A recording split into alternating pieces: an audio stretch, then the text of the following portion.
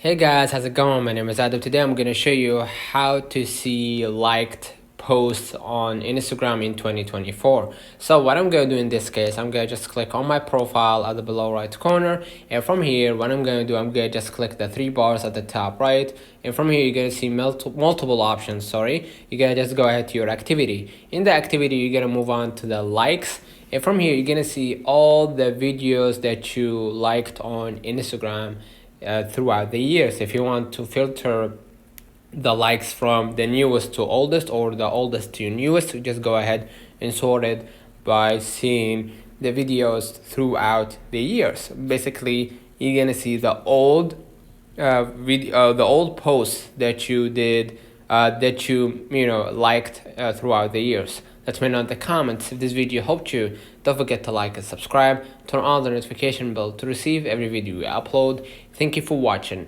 See you in the next one.